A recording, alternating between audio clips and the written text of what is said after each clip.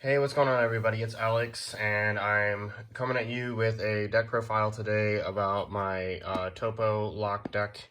I've been messing around a lot with this leader recently, just to kind of like see how he plays and kind of like what he does. I don't think that he's like super duper good, but I think that the variant of the deck that I have is like actually really good in a lot of matchups. And due to the like great cards that we play, we have good matchups like against Dark Brawly because of this card. We have good matchups against lots of decks that like to go wide. And the only problem is like aggro decks that can put pressure on by like turn 2, turn 3 can kind of give this deck trouble.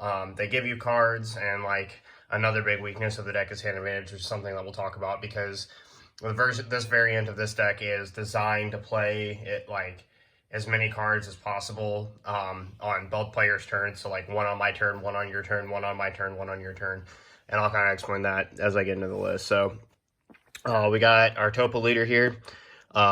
He swings, draws a card, and then can untap 2 energy to awaken 4 less life, or if you have a unison with a specified cost of 2. And then on this side, swings, draws a card, and then if you have a unison in play with a specified cost of 2, you and your opponent can only play 1 battle card per turn, which is really broken. Now, obviously, like they can play unison and whatever, but 1 battle card per turn is super strong, especially against like certain matchups, like Dark Brawler being only to play 1 battle card per turn and being locked under Vegeta is like really broken. So we'll talk about that. So the best unison, I think probably like in the game right now, is Vegeta Unison of Fury. This card just basically says if you're going bare than your current energy, you're not really doing anything. This single-handedly stops Dark Brawly. This has a lot of good synergy with, 1, the deck, 2, it can add markers to itself without like taking away from its ability, which is really key. So you can like rest a card and activate an ability, which is super strong. So it just really fuels what the leader does. And also the -3 is a really good end game finisher, as everybody knows. It's easily one of the best unisons in the game. And then we play 4 Gogeta Dynamic Unison. This card is actually bonkers in the deck.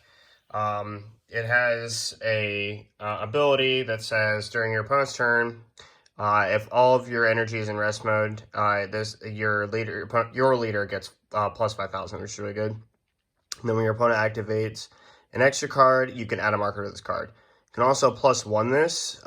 You can choose 2 yellow cards in your hand, discard them, and draw 2 cards. So you basically break even on that, which is unfortunate. If there was a way to plus, it'd be really good. But I mean, you sometimes take it because like you filter out like bad extra cards, the cards that like you just know are not good right now, in hopes of getting better cards. And then during your opponent's charge phase, -4, your opponent can only switch up to 2 energy to active mode. And that effect can actually become really broken. Like if you just know that their next turn is needing to be a power play in which they need a lot of their energy. So there's that. And then we play 4 Cohersal. A lot of lists play this card at 3, but I play it at 4. And the reason is because you want to see these as often as possible.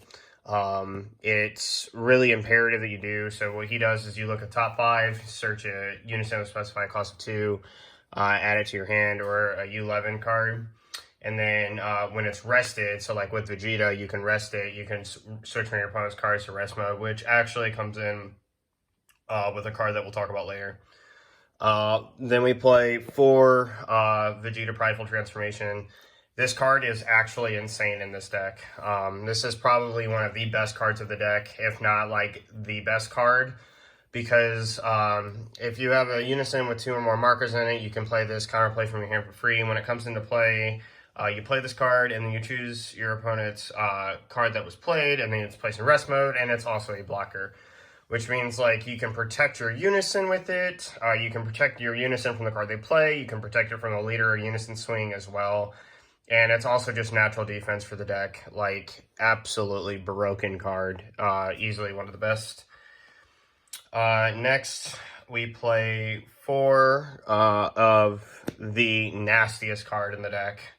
Bardock, Great Ape Bardock, Raiders Warcry. Tap 2, you play this card from your hand. When this card is played, choose one of your opponent's battle cards, switch to rest mode, and then draw a card. So this card's really important in deck because when it draws a card, I can't stress enough how important that is. Over comboing on an attack to protect your leader from damage is really big, and then to top that off, if like that wasn't bad enough, it's a 20k double strike that you play like on your opponent's turn, and then you get to swing on your next turn and then play another one, and then like it just kind of spirals out of control every turn. This is easily one of the best cards in the deck. You want to see it like multiple copies every game. It's really, really strong. Also, like, you can block and protect stuff. Like, it just gets really ridiculous. Gotta be careful, though, between your defensive synergy with this card and this card, though. Because you don't want to play... you don't want to play into that. It'd be bad. Next, we play 3 Belmod, the Self-Indulgent.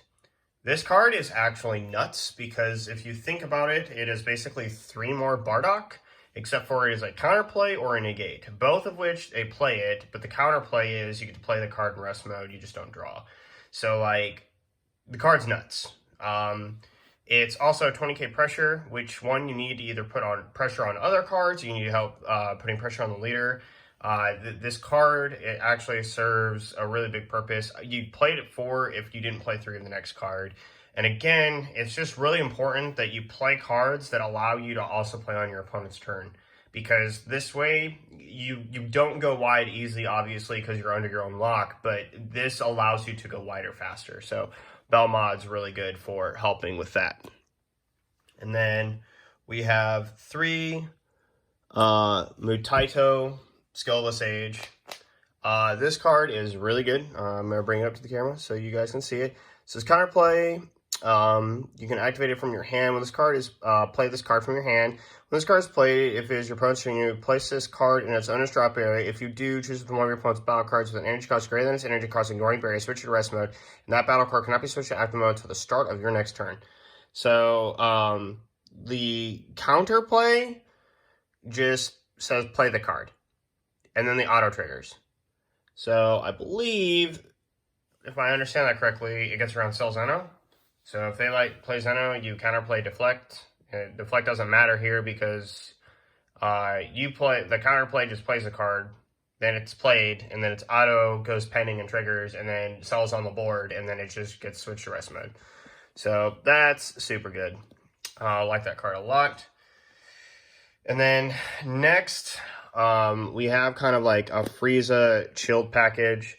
So we play 2 Chilled, the Cruel. This card's actually bonkers in the deck because with our super combo, which is Zamasu, I'll talk about that in a second. This card basically just comes down for free. It is a 25k double strike at 5 energy if you rest a card, which there's lots of ways for you to rest cards in the deck. Like obviously you can rest with Vegeta's Prideful Transformation, so on and so forth. You can rest with Rehearsal, you can rest with your Vegeta Unison with Rehearsal. You can rest with Bardock Raiders Warcry if you have to. Like, there's lots of ways for you to rest. Obviously, you can't Raiders Warcry and play Shield the Cruel in the same turn. But the bottom line is that if you can rest, like you play a counterplay, like we play the Spirit Fist. I'll talk about that in a bit. You Spirit Fist your opponent for 1 energy, and then you play a 5-drop 25k double strike. So, like, card's really good in the deck. And you only play 2 of it because you're probably not going to resolve more than 1 in a game before the game is over. Next, we play 4 Mecha Frieza, the Returning Terror. This card is actually a card that I wanted to test in the deck, and it has just done nothing but overperform because, honestly, the reality is that this deck can put lots of cards in rest mode, as I just kind of discussed. And this basically saying that those battle cards are going to be removed to give this card dual attack and double strike for the turn. it is really, really, really impactful. Because one, basically think of this as being two battle cards instead of one, and then your opponent loses cards that they're trying to swing, aggro you with. You're countering, you're doing things that like prevent them from being able to attack you, and then you just get rid of those cards. So that it's really broken.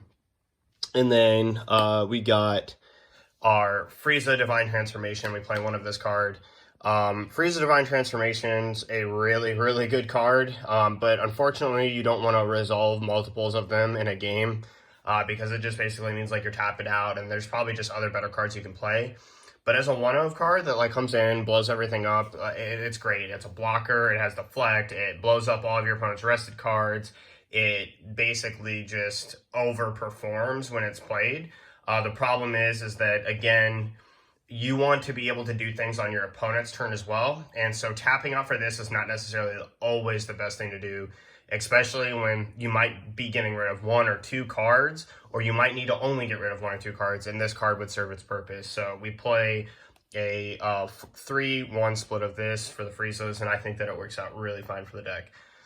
Then we play one Swift Retaliation Cooler. If we're pushing for game, we just don't want our opponent to be able to tell us no. So, yeah, that's pretty big.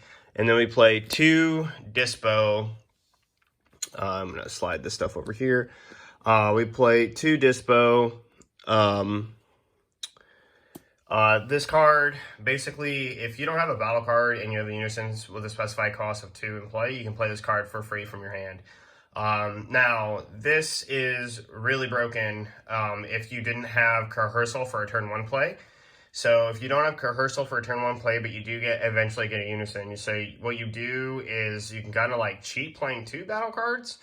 So you can put your Unison down, play this card, activate main, and then you awaken and go to 6 life, and you start the lock. So that basically means you get another card. So you can do this and then swing for 15 critical, combo into Raiders Warcry if you want, and then that's 25k critical with a double strike, draw, and a rest, which is really, really good.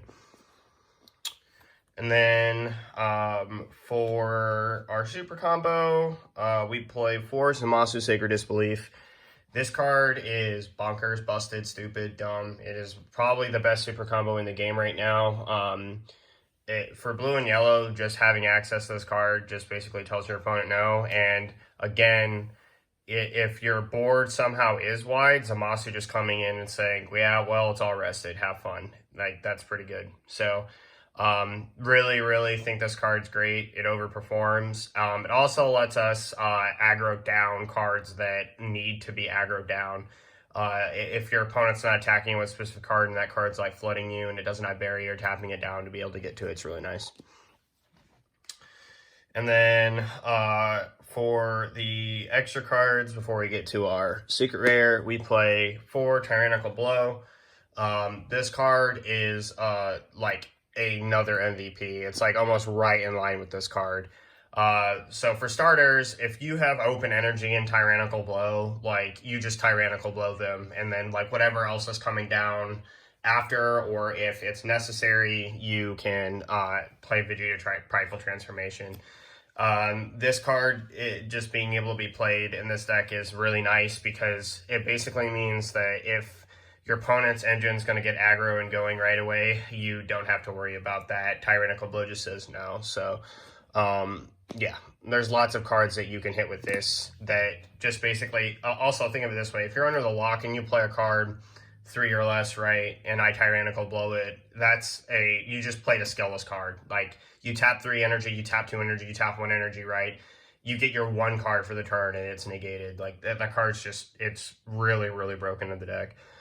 And we play 4 Flying Nimbus. This is a card that I'm considering cutting from the deck entirely, but it is a great card. Like, I won't deny that it's a great card. The problem is with this card is that in order to do what it needs to do, you have to discard a card, and discarding in this deck really hurts.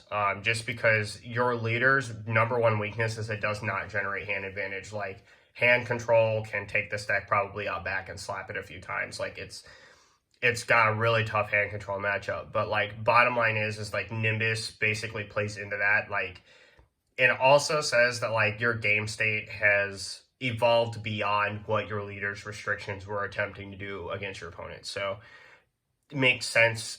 If you want to cut this card, I don't have any immediate recommendations for it, but I do play for Nimbus because it is also a really good negate. It can, between it, it like, or these, like you can literally just keep your opponent from playing the game. And then we play 2 Spirit Fist. This card is actually really good. So it's Crusher Ball. Giant Ball might be better, but there is another effect on this card that Giant Ball does not have that is relevant. So if you need to push with this card for game, Spirit Fist can boost that thing by 10k. So it can be 30k dual attack, double strike. That's really good. And it's also a counterplay that is just really strong in the sense that you have the ability to rest the card, which triggers Chilled wherever he's at. He's over here, which triggers your Chilled. And you get to basically play a card for free because you stop a card and then you stop the one card they play for the turn, and then you get to play a 25k double striker. And then last, but most certainly not least, probably the best card for the deck as a secret rare. We play 1 food, Shrouded in Mystery. Could probably play 2 of this, find room for it. But let me explain why, like, Cell Zeno, even though it could be good in here, is also not good in here.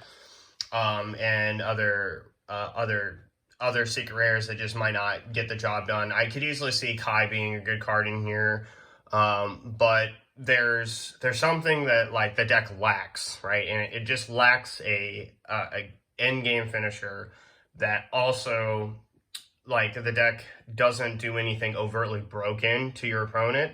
So there's lots of room for them to counter or do something. This card basically says, no, you're not doing anything, and all the board I've amassed over the last 6 turns, all these battle cards, they're just going to come at you and destroy you. So, like, this card really puts the deck over the top. Like, when you put it down, like, your opponent cannot do anything. None of their effects work on any card. Like, it's just really good. And then, again, you amassed death every single turn for... Like I said, the whole point of the deck is to play a card on your turn, a card on their turn, a card on your turn, a card on their turn. If you can do that and get to 6 energy and drop this card, you've won the game. Like, there's just no way you don't win the game. So, Food Shroud and Mystery is just easily the best card because it just seals the game on the spot. Like, it says there's no chance. There's, like, Cell Zeno, there's a lot of problems with it. Number one, you are committing to that one card per turn. Right, you do the same thing with this one, but the problem is it doesn't take 4 other cards away from you. If they out the Zeno, the Cell Zeno, then you are in a lot of trouble because basically you sacrifice pressure, you sacrifice what you've done all game, and again, if they stop it for whatever reason, it just goes south. Now, you don't have to tap anything to play Cell Zeno, but again, it's the fact that you've sacrificed your board. Now, the question is like, well, what if you attack with everything and then you sacrifice your board? Like, yes, fair. But again, if they stop you, you're screwed.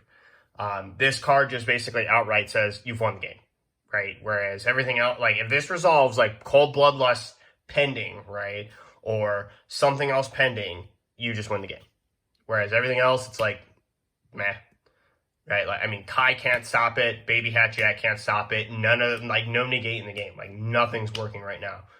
So, yeah, I think this card's fantastic. I think it's an insane card in the deck, and there's just so much you can do with this card in this deck. And again, you bring it down, it's just that one of, you've played so many other cards.